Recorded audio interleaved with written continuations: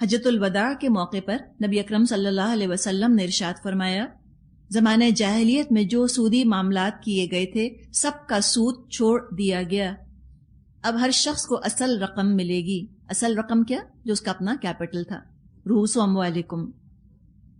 آپ نے فرمایا سود کی زائد رقم نہ ملے گی، نہ تم زیادتی وصول کر کے کسی پر ظلم کر سکو گے، اور نہ اصل یعنی راس المال یعنی کیپٹل میں کمی کر کے کوئی تم پر ظلم کر سکے گا۔ یعنی کوئی یہ اب نہیں کہے گا کہ اچھا سود حرام ہو گیا، ہم تو آپ کو آپ کے اصل سرمایہ سے اتنا زیادہ سود دے چکے ہیں تو اب ہم آپ کو پیسے نہیں دیتے۔ نہیں، اب جب سود کو abolish کیا گیا، اور یہ بالکل آخری احکامات ہیں، نبی اکرم صلی اللہ علیہ وسلم کی زندگی کے آخر میں سود حرام ہوا تھا، تو کہا کہ جو ہو گیا اب جو اصل کیپٹل ہے وہ تم واپس کر دو۔ تو سود چھوڑنے کی ابتدا نبی اکرم صلی اللہ علیہ وسلم نے اپنے خاندان سے کی۔ عباس رضی اللہ عنہ بن عبد المطلب یعنی اپنے چچا کا سود آپ نے معاف کیا۔ حضرت عباس کون تھے؟ آپ کے چچا تھے نا، ان کا سود آپ نے معاف کیا، اور یہ بہت بڑی رقم تھی، معمولی رقم نہیں تھی، اس لیے حضرت عباس رضی اللہ عنہ بہت پیسے والے صحابی تھے، اور وہ اپنا پیسہ آگے لوگوں کو سود پر قرضے کے طور پہ دیا کرتے تھے، تو کافی سارا سود ان کا ڈیو تھا، کافی سارا انٹرسٹ ان کا ڈیو تھا۔ تو آپ نے سب سے پہلے اپنے چچا کا سود معاف فرمایا، اور بہت بڑی رقم یہ تھی جو وہ سود کے طور پہ وصول کرنے والے تھے۔ ایک غلط فہمی جو آج کل ہے وہ یہ کہ اس زمانے میں صرف ذاتی قسم کے قرضے ہوتے تھے، پرسنل لونز ہوتے تھے، انڈیویجول لونز ہوتے تھے، جس طرح بنیے یا مہاجن قرض دیتے ہیں اور پھر وہ لوگوں سے نسل در نسل سود وصول کرتے رہتے ہیں۔ لوگ سمجھتے ہیں کہ اس زمانے میں خالی پرسنل لونز ہوتے تھے اور بزنس لونز نہیں ہوتے تھے۔ یہ دراصل صرف لا علمی کی وجہ سے ایسا کہتے ہیں۔ آپ تاریخ پڑھیں، آپ کو پتہ چلے گا کہ بنو عمر بن عامر کا قبیلہ بنو مغیرہ کے قبیلے کو سودی قرضے کمرشل لونز دیا کرتا تھا، انٹرسٹ بیسڈ کمرشل لونز ہوتے تھے، تجارتی کاروباری قرضے دیے جاتے تھے سود پر۔ بنو ثقیف طائف کے رہنے والوں کو نقد اور جنس یعنی کیش اور کموڈیٹیز سود پر سپلائی کرتا تھا۔ بنو ثقیف قبیلہ تھا اور یہ طائف کے رہنے والوں کو نقد اور جنس سود پر دیتا تھا۔ بزنس لونز دیے جاتے تھے انٹرسٹ بیسڈ۔ حضرت عباس اور خالد بن ولید رضی اللہ تعالی عنہما، انہوں نے اپنے مشترک پیسے سے، کامن ویلتھ سے انہوں نے ایک کمپنی بنائی تھی، اور اس کمپنی کا بنیادی کاروبار یہ تھا کہ سودی قرضے دیے جائیں کاروبار کے لیے۔ ان کا بزنس ہی یہ تھا، یہی ان کا بزنس تھا کہ وہ انٹرسٹ بیسڈ لونز دیا کرتے تھے۔ تو بتانا یہ مقصد ہے کہ انڈسٹریل پرپسز کے لیے اور کمرشل لونز دیے جاتے تھے سود بیسڈ، جو سودی ہوتے تھے، انٹرسٹ بیسڈ ہوتے تھے۔ عثمان رضی اللہ عنہ بہت دولت مند صحابی تھے، وہ سود پر قرضے دیا کرتے تھے۔ آپ کہیں لو سود تو حرام تھا تو قرضے کیسے دیتے تھے سود پر؟ تو بتائیے ذرا کیسے دیتے تھے، کیوں دیتے تھے؟ جب سود حرام تھا تو اس وقت تک حرام نہیں تھا تو وہ دیتے تھے۔ جیسے جب تک شراب حرام نہیں تھی لوگ شراب پیتے تھے، جوا حرام نہیں تھا، جوا کھیلا کرتے تھے۔ جب اللہ تعالیٰ نے حرام فرما دیا تو ان لوگوں نے چھوڑ دیا۔ جب سود کی حرمت آ گئی سب نے سود چھوڑ دیا۔ تو یہی تو جہاد ہے، یہی تو ہے قربانی۔ ایک چیز جس کا کہ وجود ہی نہیں تھا اس کو کیا چھوڑے کوئی؟ چھوڑنا کیا مطلب؟ ہجرت کیسے ہوتی ہے بری عادتوں سے؟ یہ ہے دراصل گناہوں سے ہجرت۔ ایک چیز جس کا کہ پورے معاشرے کے اندر ٹرینڈ تھا، اتنے لوگ اس کے اندر انوالو تھے، اس سے اپنے آپ کو دور کرنا اور چھوڑنا یہ بڑی چیز ہے۔ آگے فرمایا آیت نمبر 280، وَإِن كَانَ ذُو عُسْرَةٍ فَنَظِرَةٌ إِلَىٰ مَيْسَرَةٍ وَأَن تَصَدَّقُوا خَيْرٌ لَكُمْ إِن كُنتُمْ تَعْلَمُونَ۔ اگر تمہارا قرضدار تنگ دست ہو تو ہاتھ کھلنے تک اس کو مہلت دو، اور جو صدقہ کرو تو یہ تمہارے لیے بہتر ہے اگر تم سمجھو۔ تو یہاں پر ترغیب دلائی جا رہی ہے، حکم نہیں ہے، ترغیب ہے، انسپائر کیا جا رہا ہے، مسلمانوں کو انکریج کیا جا رہا ہے کہ تم اگر قرضدار کو مہلت دو۔ دیکھیے پھر کیا مزاج ہے دینے والا، سود لینے کے بجائے تم کیا کرو کہ تم اس کو ٹائم پیریڈ ایکسٹینڈ کر دو، اس کا تم اس کو مہلت زیادہ دے دو، یہاں تک کہ وہ تمہارا قرض سہولت کے ساتھ واپس کر سکے. اگر تم ایسا کرتے ہو بہت اچھا ہے، تم نے آسانی کی اپنے بھائی کے لیے. اس سے بڑھ کر تم محسن ہونا چاہتے ہو تو تم صدقہ ہی کر دو. وہ رقم تمہیں رقم نہیں چاہیے، تم کو ضرورت نہیں ہے، تو ان تصدقوا خیر لکم، یہ تمہارے لیے بہت اچھا ہے اگر تم صدقہ کر دو. لیکن یہ کس کی بات ہے؟ یہ بڑے بڑے کاروبار کی بات نہیں کی جا رہی کہ کسی کو اگر مل لگانی ہے، فیکٹری لگانی ہے اور 10 کروڑ روپے تم نے اس کو قرضہ دیا تو اب رہنے دو. سمجھ آئی آپ کو بات؟ یہ اس کی بات نہیں، یہ کمرشل لونز کی پھر بات نہیں، یہ پرسنل اس کی بات کی جا رہی ہے. یہاں پر چھوٹا موٹا قرضہ ہے، یہ کاروبار اس پر نہیں چلے گا. کاروبار کیسے چلے گا اس کا ذکر آگے آ جائے گا جب دین کی ہم بات کریں گے، قرض لین دین کی. تو یہاں پہ مزید انسپائر کیا، انکریج کیا، حوصلہ افزائی کی کہ اگر تم کو وہ پیسہ نہیں چاہیے، تم نے کسی کو چھوٹا موٹا قرض دیا ہے تو تم صدقہ کر دو، واپس مت لو، یہ تمہارے لیے اچھا ہے. طبرانی میں حدیث ہے کہ جو شخص یہ چاہے کہ اس کے سر پر اللہ کی رحمت کا سایہ ہو جبکہ اس کے سوا کوئی سایہ سر چھپانے کے لیے نہ ملے گا، تو اس کو چاہیے کہ تنگ دست مقروض کے ساتھ نرمی برتے یا اس کو معاف کر دے. تنگ دست مقروض سمجھتے ہیں؟ وہ شخص جس کو کہ آپ نے لون دیا اور وہ ابھی پرابلم میں ہے نا، فائنینشلی ٹائٹ ہے، وہ ابھی تنگ دست ہے، وہ تو مہلت دو، نرمی برتو یا معاف کر دو تو بہت اچھا ہے.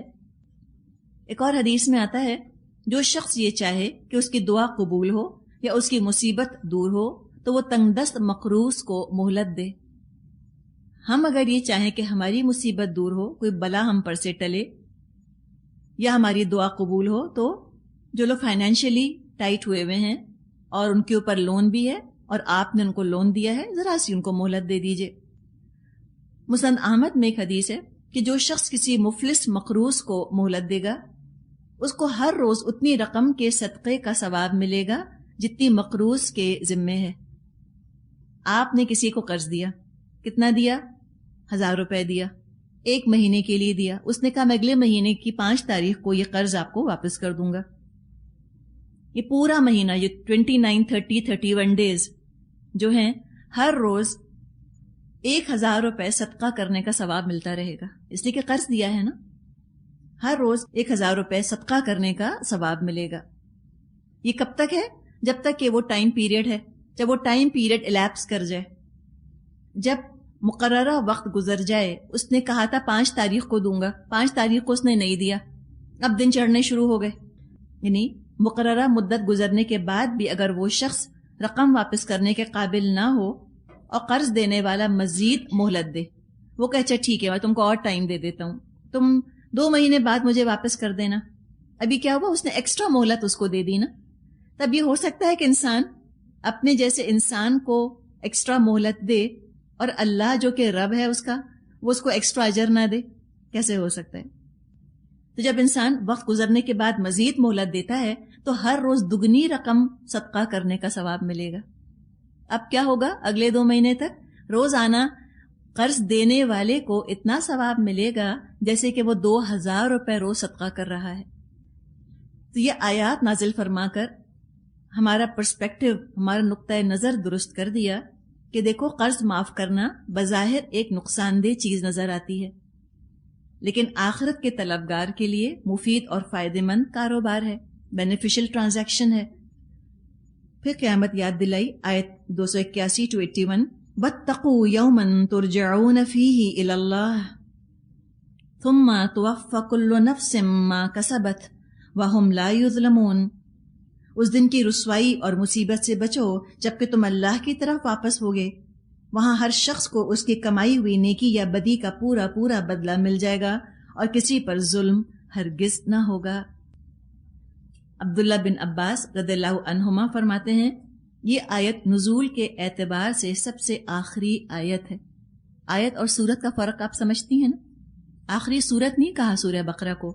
یہ جو آیت آپ نے پڑھی آیت 281 281، اس کو آخری آیت کہا کہ اس کے بعد کوئی اور آیت نازل نہیں ہوئی. اور کیا خوبصورت انداز ہے جس پر کہ وحی کے سلسلے کو ختم کیا جائے کہ تم بچو، تم تقویٰ کرو اس دن سے، تم اس دن کا خوف کرو. ترجعون فیہ، تم اس میں لوٹائے جاؤ گے اللہ، اللہ کی طرف. مراد جو صدقہ خیرات کرو گے سب وہاں موجود پاؤ گے، اور پھر ہر جان کو پورا پورا اس کا بدلہ دے دیا جائے گا. دنیا میں تم نے قرض دیا تھا، تمہیں صلہ نہیں ملا. دنیا میں تم نے قرض دیا، تمہارے ہاتھ سے پیسہ چلا گیا نہیں، وہ اس سے زیادہ برتر اعلیٰ تر اکاؤنٹ میں جا کر جمع ہو گیا. اور فرمایا اللہ سب کو ان کا بدلہ دے دے گا، کسی پر کوئی ظلم نہیں کیا جائے گا. اور عبداللہ بن عباس رضی اللہ عنہما نے فرمایا کہ اس کے کچھ عرصے کے بعد نبی اکرم صلی اللہ علیہ وسلم کا انتقال ہو گیا. تو پتہ یہ چلا کہ سود کوئی نئی نرالی چیز نہیں ہے، کوئی ماڈرن چیز نہیں ہے، پروڈکٹ آف ماڈرنٹی نہیں ہے. یہ تو سالوں سال پرانی چیز ہے، ہزاروں سال پرانی. اور تمام آسمانی مذاہب میں، تمام ریویلڈ ریلیجنز میں سود کا لینا دینا حرام رہا. تورات نے بھی سود کو حرام قرار دیا تھا. یہودیوں کے لیے حرام تھا سود، سودی کاروبار کرنا، سودی لین دین. اور تورات ہی میں شریعت موجود تھی، تو آگے عیسیٰ علیہ السلام تشریف لائے، انہوں نے بھی سود کے اوپر پابندی ہی لگائی. سودی کاروبار مطلقاً حرام تھا، اور اسلام میں بھی سود حرام ہے. تو ہم یہ سمجھتے ہیں نا کہ سود شاید اسلام نے آ کر حرام کیا. اسلام نے حرام نہیں کیا، سود ہمیشہ سے حرام تھا. تمام انبیاء کی شریعت میں یہ بات کامن تھی، مشترک تھی کہ سود نہیں لینا. تو یہ ہزارہا سال پرانی چیز ہے. لیکن آج شد و مت کے ساتھ ہم اس کو دیکھ رہے ہیں. شاید اتنی شدید سودی وبا پہلے کبھی نہ چلی ہو. سود نے تو پلیگ کی طرح پوری دنیا کو اپنی لپیٹ میں لے لیا ہے.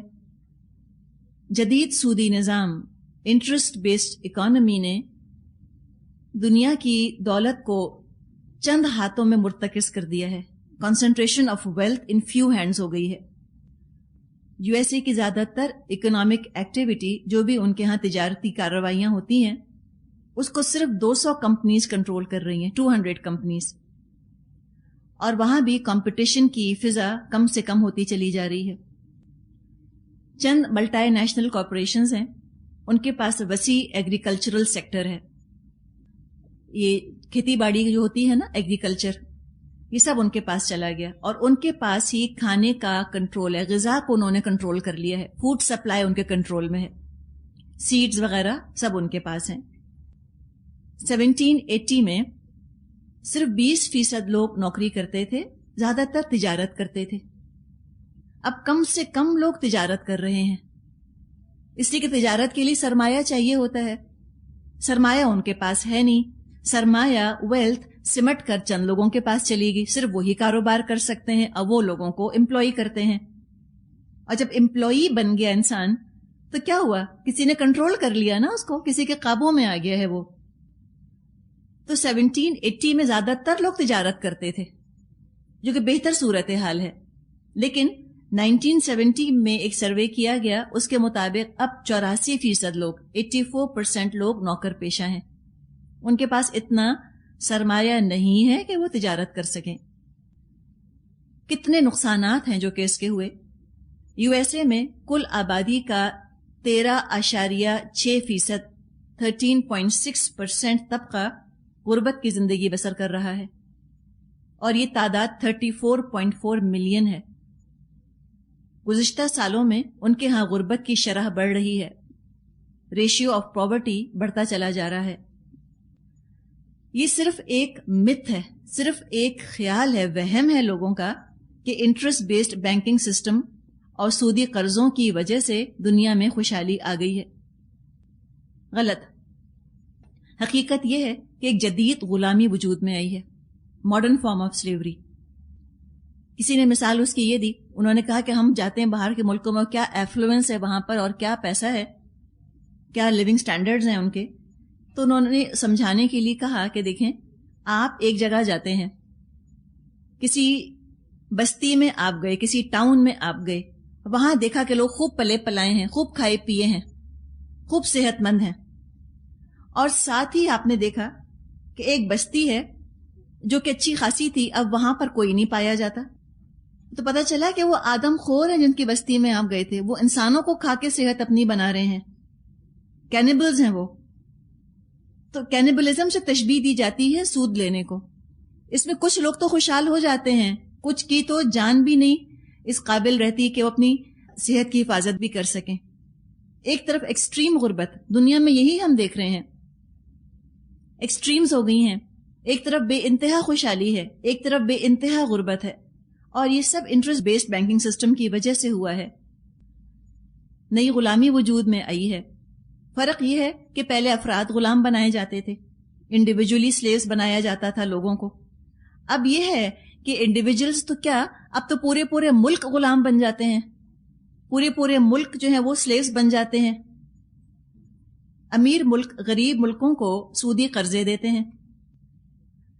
ایک وقت ایسا آتا ہے کہ جب یہ ملک قرضے ادا نہیں کر سکتے, واپس نہیں کر سکتے. اور قرض ادا نہ کرنا کیا, اس سے کمپاؤنڈ انٹرسٹ ہے نا, وہ تو انٹرسٹ کمپاؤنڈ ہوتا ہے.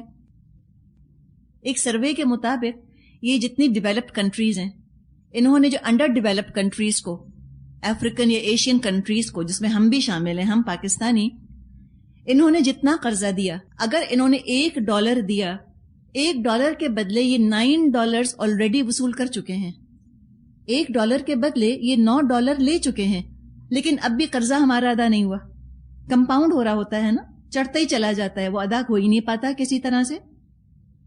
پھر یہ کہتے ہیں کہ آپ نے ادا نہیں کیا. اچھا, یہ تو انٹرسٹ کی بات ہے. آپ کو پتا ہے جو ایڈ دی جاتی ہے, اتنے بڑے بڑے فگرز ہم پڑھتے ہیں نا, اتنے $1 ملین, اتنے ملین فلاں ایڈ آ گئی. ایڈ جو دی جاتی ہے تو $1 میں سے کتنا لگتا ہے اس ملک میں؟ 10 سینٹس. باقی 90 سینٹس کس پر جاتے ہیں؟ وہ جو پلاننگز کرتے ہیں, جو سروے کرتے ہیں, جو اپنی ٹیمز بھیجتے ہیں, ان کا آنا جانا رہنا, ان کی تنخواہیں, ان کے پرکس, یہ سارے اسی میں سے جاتے ہیں. تو جو $1 ایڈ دی ہے اس میں سے بھی 90 سینٹس ان کے اپنے پاس چلے گئے واپس, اور 10 سینٹس ہیں جو اس ملک میں جاتے ہیں. اور 10 سینٹس بھی اس ملک میں کب لگیں گے؟ جب اس ملک کی بیوروکریسی ایماندار ہو. اگر اس ملک میں بیوروکریسی بے ایمان ہے تو مجھے بتائیں کہ اس 10 سینٹس میں سے پھر 9 سینٹ ان کی جیبوں میں چلے گئے, حکام کی جیب میں. 1 سینٹ کس پہ لگتا ہے؟ مجھے بتائیں کوئی قرضوں سے کبھی کوئی خوشحالی آئی ہے کسی ملک کے اندر؟ آ نہیں سکتی. سب کچھ لے تو لیا, $9 بھی لے لیے, تب بھی قرض نہ ادا ہوا. بہرحال تو یہ سارا سین سامنے رکھیں. اب کیا ہے, اب کیا ہوتا ہے کہ یہ IMF جیسے اداروں کے ذریعے سے غریب ملکوں کی پالیسیز میں مداخلت شروع کرتے ہیں, انٹرفیئرنس شروع کرتے ہیں. پھر وہ اپنی مرضی کی ٹرمز ڈکٹیٹ کرواتے ہیں. یہ غلامی ہے نا, کہنے کو ہے سوورن کنٹری, کہنے کو ہے آزاد ملک. یہ کیسی آزادی ہے کہ آپ اپنی پالیسی خود نہیں بنا سکتے؟ کوئی آتا ہے باہر سے اور آپ کی پالیسی ڈکٹیٹ کر کے جاتا ہے, تو یہ تو غلامی ہے نا, یہ ہے سلیوری. اور وہم اور خوش گمانی کیا رہتی ہے, امانی کیا رہتی ہے کہ ہم آزاد ہیں. ہم آزاد نہیں ہیں, سورینٹی نہیں ہے, غلامی ہے, ڈکٹیشن کہیں سے لینا ہوتا ہے پھر. اور وہ مرضی ڈکٹیٹ کرواتے ہیں اپنی کہ آپ کو یہ کرنا ہے, آپ کی پالیسی یہ ہے. جب وہ آ کر آپ کو پالیسی ڈکٹیٹ کرائیں گے تو آپ کی ہمدردی کریں گے؟ آپ کی ہمدردی نہیں کریں گے. وہ تو اپنے ملک کا, اپنی اکانومی کا بھلا چاہیں گے, سمپل. اب ہوتا پھر یہ ہے کہ جو مقروض ممالک ہوتے ہیں, جن پر لون ہوتا ہے, وہ عوام کی بنیادی ضروریات, بیسک نیسیسٹیز پوری کرنے کے قابل نہیں رہتے, بلکہ ان کو سارا پیسہ ڈیٹ ری سروسنگ پر لگا دینا ہوتا ہے, قرضے واپس کرنے پر لگانا ہوتا ہے, اور ان پالیسیز کو ماننا ہوتا ہے جس سے کہ قرض دینے والے ملک کا فائدہ ہو. افریقہ میں پبلک ہیلتھ پر, صحت عامہ پر جتنی رقم خرچ کی جاتی ہے, اس سے 5 گنا 5 ٹائمز زیادہ پیسہ سودی قرضوں کی ادائیگی میں نکل جاتا ہے. تو ترقی کیسے ہوگی؟ گھانا یہ افریقن کنٹری ہے, بہت سرسبز و شاداب, بہت فرٹائل, بڑا زرخیز ملک ہے کہ پتھر بھی ہٹائیں تو اس کے پیچھے گھاس اگائے, اتنا وہاں پہ سبزہ ہے, گرینری ہے. اس کے باوجود 50% بچے غذا کی کمی کا شکار ہیں, میل نرشڈ ہیں. وجہ یہ ہے کہ انہی پالیسیز کے ذریعے, اسی ڈکٹیشن کے ذریعے ان کو مجبور کیا گیا ہے, ان کو پابند کیا گیا ہے کہ وہ فوڈ کراپ سمجھتے ہیں, چاول, گندم, وہ فصل جو کہ فوراً کھانے میں کنورٹ ہو جائے. یہاں آپ نے چاول نکالا, یہاں آپ نے کھلا دیا لوگوں کو, تو فوڈ کراپ اگانے کی اجازت نہیں ہے ان کو. اس کے بجائے کیش کراپ ان کو اگانا ہے. کیش کراپ کیا؟ وہ کراپ جو فوراً کھایا نہیں جا سکتا بلکہ وہ بیچا جا سکتا ہے. تو کیش کراپ یعنی کوکا وغیرہ ان کو لگانے کا حکم دیا جاتا ہے تاکہ پھر وہ چاکلیٹس کے لیے استعمال ہو. تو بچے تو کوکا سیڈز نہیں کھا سکتے نا، کہاں سے کھائیں گے؟ وہ کوکو بینز تو نہیں کھا سکتے. تو اتنا زرخیز ملک، لیکن 50% بچے ان کے میل نرشڈ ہیں. یوگینڈا یہ ایک اور افریقہ کا ملک ہے. حالت وہاں پر یہ ہے کہ 20% بچے 5 سال 5 ایئرس کی عمر کو پہنچنے سے پہلے ہی مر جاتے ہیں. چونکہ پبلک ہیلتھ پر $2 خرچ ہوتے ہیں اور ڈیٹ ری سروسنگ پر 11.50 خرچ کیا جاتا ہے. یہ پرسنٹیج ہے.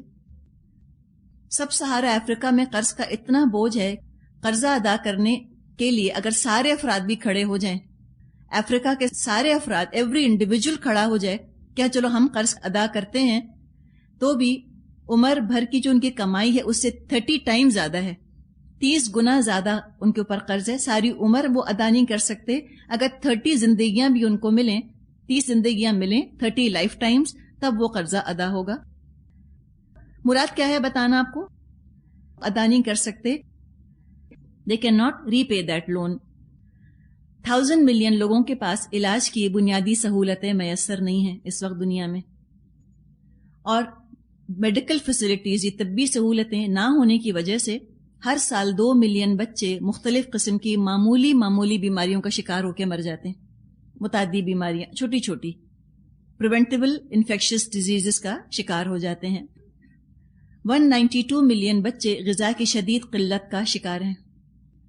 1300 ملین لوگوں کو پینے کا صاف پانی نہیں ملتا، پورٹیبل واٹر نہیں ہے ان کے پاس.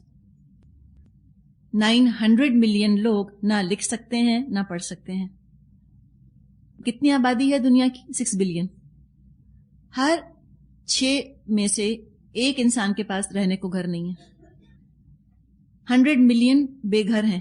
پراپر گھر تو 1 بلین کے پاس نہیں ہے. 100 ملین کے پاس تو گھر نام کی چیز نہیں ہے. فٹ پاتھوں پر پیدا ہوتے ہیں، فٹ پاتھوں پر ہی مر جاتے ہیں. یہ انتہا ہے غربت کی. ایک طرف ایبجیکٹ پاورٹی، اور دنیا کا بیشتر حصہ ان مسائل کے اندر گھرا ہے. اور دوسری طرف یہ جو ایک مائنورٹی ہے، چند ممالک، وہاں دولت کی فراوانی کا حال یہ ہے کہ یورپ میں آئس کریم پر $11 بلین خرچ ہوتے ہیں. 105 بلین الکوہل پہ خرچ ہوتے ہیں. $12 بلین پرفیوم پر خرچ کیے جاتے ہیں. جاپان میں $35 بلین بزنس انٹرٹینمنٹ پہ خرچ کیا جاتا ہے، خالی کلائنٹ کو خوش کرنے کے لیے، کھلانا پلانا، گولف کھلا دینا وغیرہ وغیرہ. وہ غربت ذہن میں رکھیں اور یہ ایفلوئنس ذہن میں لے کر آئیں. اگر دنیا میں اس وقت 225 امیر ترین انسان، 225 ریچسٹ پیپل، وہ اپنی 4% دولت خرچ کر دیں، 4% خالی صدقہ کر دیں، یہ $40 بلین کی رقم بنتی ہے. اور یہ اتنی ہے کہ ساری دنیا کے غریبوں کے لیے بیسک ایجوکیشن، بنیادی تعلیم، پینے کا پانی، پورٹیبل واٹر، ہیلتھ فیسلٹیز، صحت کی ضروریات، سہولیات، سینیٹیشن، یہ سب فراہم ہو جائے گا. تو آپ سوچیں کتنا پیسہ ہے، تھوڑے سے ہاتھوں میں کتنا پیسہ ہے. شاید چند لوگ ہیں کہ جن کے پاس اتنا پیسہ ہے کہ دنیا میں کئی ممالک کو ملا لیا جائے تو ان کے پاس اتنا پیسہ نہیں. تو وہ فگر یہ ہے کہ 200، جو دنیا کے 200 انڈیویجولز ہیں، امیر ترین جو لوگ ہیں، ان کے پاس اتنا پیسہ ہے جو کہ 41% کنٹریز کے پاس نہیں ہے. بعض لوگ کہتے ہیں کہ بغیر سود کے کاروبار چلے گا کیسے؟ بیکار کی باتیں، امپریکٹیکل ہے، ہو نہیں سکتا. تو بتائیں کہ اتنے عرصے مسلمانوں نے کاروبار کیا. مسلمان خالی مکے یا مدینے میں محدود تو نہیں تھے، وہ تو جو نون ورلڈ تھی، تینوں بر اعظموں میں، جو تینوں کانٹیننٹس تھے، ایشیا، افریقہ، یورپ، سب جگہ مسلمانوں نے فتوحات کی اور مسلمان کاروبار کیا کرتے تھے. انڈونیشیا، ملیشیا تک جو اسلام پہنچا، آپ جانتی ہیں نا کہ وہ تاجروں کے ہاتھوں پہنچا، بزنس کرنے والوں کے ہاتھوں جو ہے وہ فاریس تک اسلام پہنچا. تو وہ کاروبار کیا نہیں کرتے تھے مسلمان؟ بالکل کرتے تھے. تو کیا سود لیتے تھے؟ نہیں لیتے تھے. پتا چلا کہ بغیر سود کے بھی کاروبار کیا جا سکتا ہے. جب صحابہ نے سود چھوڑا کیا سب غریب ہو گئے؟ ہم کیا سمجھتے ہیں کہ جو سود چھوڑتا ہے یا جو سود کو ختم کرنے کے لیے کام کر رہا ہے اس کو تو کم از کم غریب ہونا چاہیے. ایک تو ہمیں غربت پر لوکون ہے. غربت کے بغیر ہمیں دین ہضم نہیں ہوتا. ہم کہتے ہیں یہ کیسے ہو سکتا ہے کہ یہ سود ختم کرنے کی کوشش بھی کر رہے ہیں اور مزے بھی کر رہے ہیں.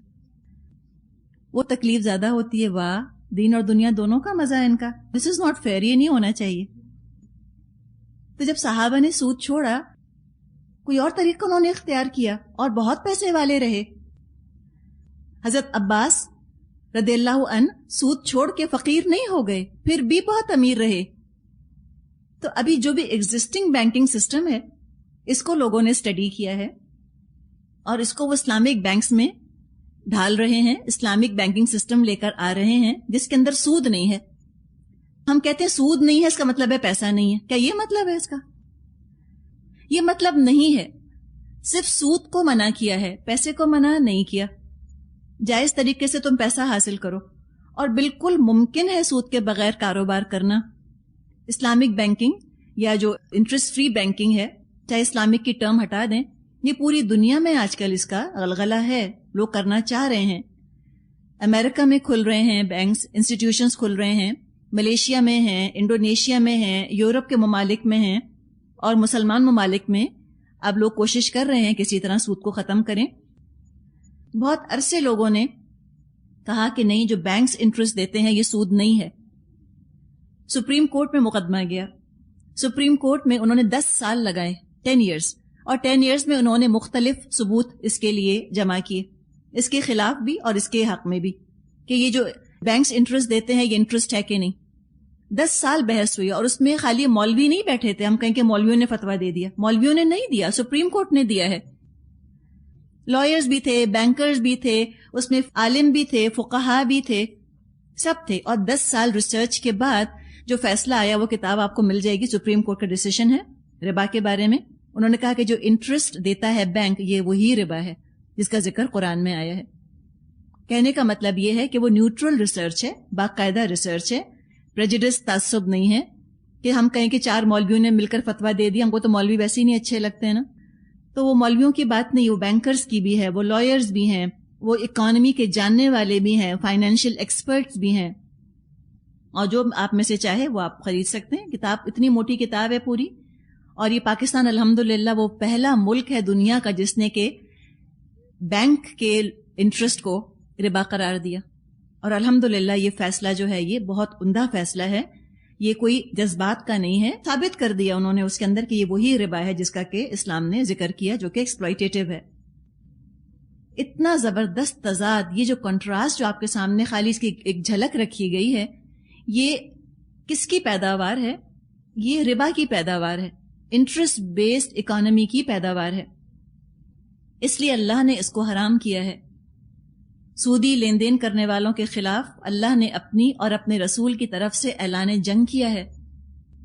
اس لیے کہ سود لینے والے دراصل انسانیت کے خلاف جنگ کر رہے ہیں. سب سے بڑے دشمن ہیں یہ ہیومینٹی کے. عقیدے میں جس طرح شرک سب سے برا ہے، اسی طرح معاملات میں سود سب سے برا ہے، حد درجے ایکسپلائٹیٹو ہے. نبی اکرم صلی اللہ علیہ وسلم نے سود لینے والے، سود دینے والے، سودی معاملات کو لکھنے والے اور اس پر گواہی دینے والے پر لعنت فرمائی ہے. آپ نے فرمایا 4 آدمی ایسے ہیں کہ ان کے بارے میں اللہ تعالیٰ نے لازم کر لیا ہے اپنے اوپر کہ ان کو جنت میں داخل نہیں کرے گا. ایک شراب پینے کا عادی، دوسرا سود کھانے والا، تیسرا یتیم کا مال ناحق کھانے والا، اور چوتھا والدین کی نافرمانی کرنے والا. مستدرک حاکم میں یہ موجود ہے.